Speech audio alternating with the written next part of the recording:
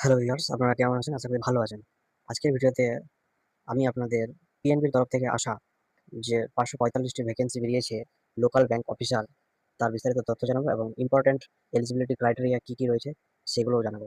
তো চলুন দেরি না করে মূল ভিডিওতে যাওয়া যাক। তার আগে বন্ধুরা, আপনারা যদি আমার চ্যানেলে নতুন ভিজিট করে থাকেন তাহলে অবশ্যই সাবস্ক্রাইব এবং প্রেস আইকন প্রেস করবেন।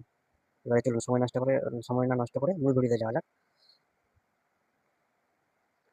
আপনারা দেখছেন পাঞ্জাব ন্যাশনাল ব্যাংকের অফিসিয়াল পেজে, রিক্রুটমেন্টের অফিসিয়াল পেজে রয়েছে। এখানে আপনারা দেখতে পাচ্ছেন যে পাঞ্জাব ন্যাশনাল ব্যাংকের অফিসিয়াল ওয়েবসাইট। এখানে প্রথমেই ডেট দেওয়া আছে, অর্থাৎ অনলাইন রেজিস্ট্রেশন ডেট এবং online registration closing date.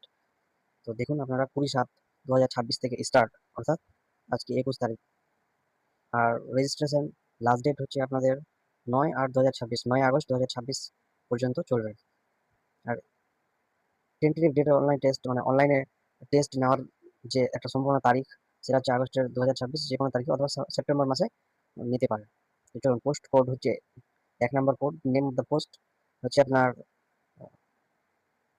Local bank officer. এবারে গ্রেড স্কেল যে MGSN 1, নাম্বার অফ ভ্যাকেন্সি যে 545, অর্থাৎ ৫৪৫টা ভ্যাকেন্সি।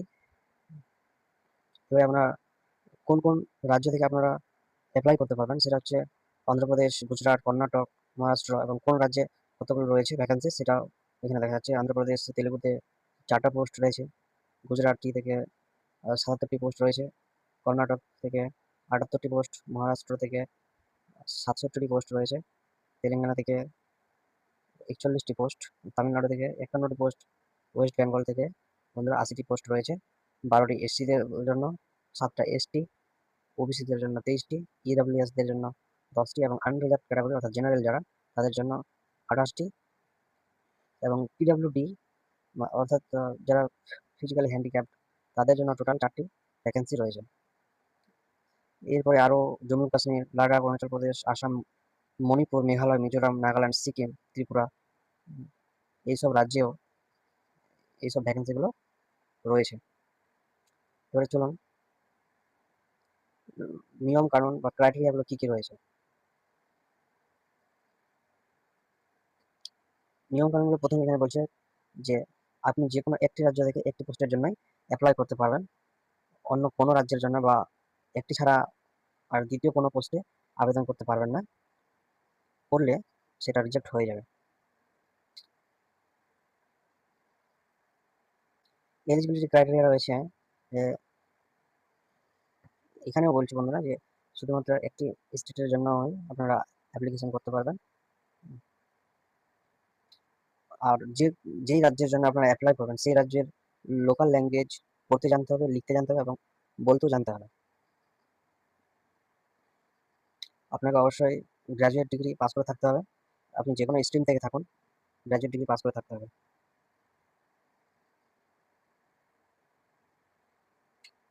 এখানে বলছে ন্যাশনালিটি অর্থাৎ সিটিজেনশিপ, এই সিটিজেন্স অফ ইন্ডিয়া অথবা নেপাল অথবা ভুটান অথবা তিবেতান রিফিউজি হলেও এরা আবেদন করতে পারবেন। এজ এবং এডুকেশনাল কোয়ালিফিকেশন,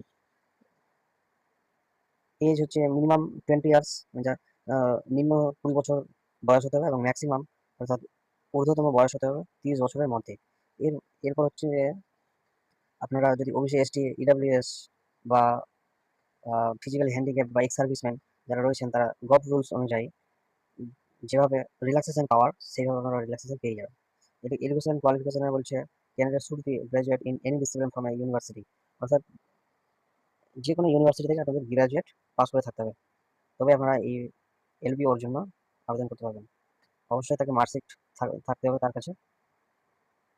এই গেল eligibility and educational qualification. Local language বলছে যে কোনো রাজ্যের, যে রাজ্যের জন্য আপনি আবেদন করবেন তার রিডিং, রাইটিং, স্পিকিং থাকতে হবে, অর্থাৎ লেখাপড়া এবং বলা থাকতে হবে।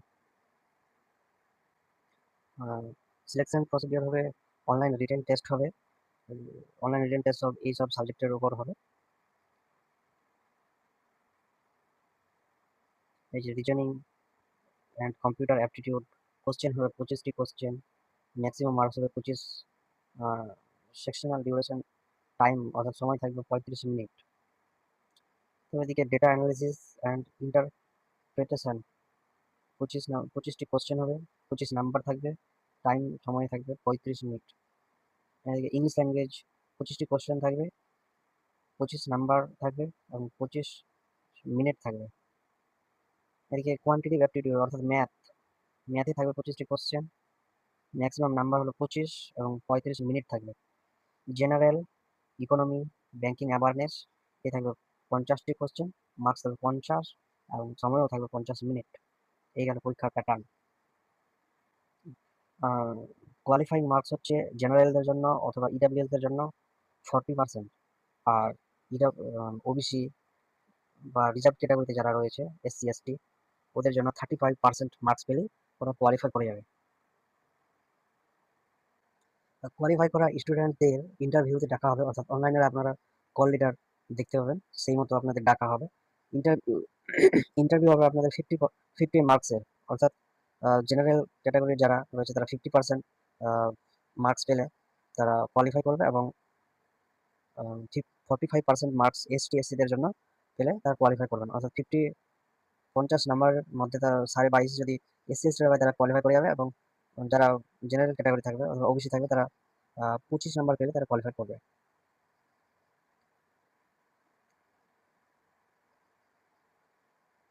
এই গেল সিলেকশন প্রসেস। এবার হচ্ছে এক্সামিনেশন সেন্টার, অর্থাৎ যে যে রাজ্যের জন্য আপনারা আবেদন করবেন সেই সেই রাজ্যের অনেকগুলো জোন আছে, সেগুলোতে আপনারা চুজ করবেন। যেমন ওয়েস্ট বেঙ্গলের জন্য আছে আসানসোল, বর্ধমান, দুর্গাপুর, কল্যাণী, কলকাতা, শিলিগুড়ি, হাওড়া হাওড়া এইসব জোনগুলোতে আপনারা চুজ করবেন, যে কোনো একটি দুটি জোন আপনাদের অপশনাল থাকবে। এইভাবে আপনারা জোন সিলেক্ট করবেন, আর এখানে আপনারা খুঁটিনাটি তথ্যের জন্য আপনাদেরকে নজর রাখতে হবে এই ওয়েবসাইটটাতে, অর্থাৎ https://pnb.bank.in। এখানে আপনারা নজর রাখবেন, তাহলে কখন কোন এক্সাম, কল লেটার কখন বা কোয়ালিফাই যে লিস্ট সেটা প্রকাশ হবে, সেখানে আপনারা নজর রাখবেন। আর এবারে অ্যাপ্লিকেশন ফি আপনারা দেখেন এসসি এসটি পিডাব্লিউডি ক্যাটাগরি ক্যান্ডিডেটসের জন্য 50 টাকা, 59 টাকা, 50 টাকা ফি, তার সঙ্গে জিএসটি দিয়ে 59 টাকা। আর অল আদার্স মানে অন্যান্য ক্যাটাগরি স্টুডেন্ট যারা ক্যান্ডিডেট যারা অ্যাপ্লাই করবেন তাদের জন্য 1000 টাকা ফি রয়েছে, এবং জিএসটি দিয়ে 1180 টাকা, 1180 টাকা ফি, মোট 1180 টাকা পে করতে হবে। এখানে বলছে যে এই কোনো কারণে যদি অ্যাপ্লিকেশন রিজেক্ট হয় বা আর কোনো আপনার মিস্টেক হয়, তাহলে এই অ্যাপ্লিকেশন ফিটা রিফান্ডেবল নয়, নন রিফান্ডেবল, কোনোভাবে আপনাকে ফেরত দেওয়া হবে না।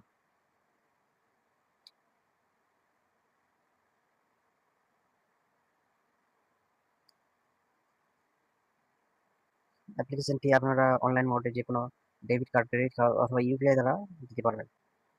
তো এইগুলো সমস্ত প্রসেস, সমস্ত তথ্য বন্ধুরা। এর মধ্যেও যদি কোনো প্রশ্ন থাকে তাহলে সেটা কমেন্টে জিজ্ঞাসা করবেন, আমি তার জবাব দিয়ে দেবো।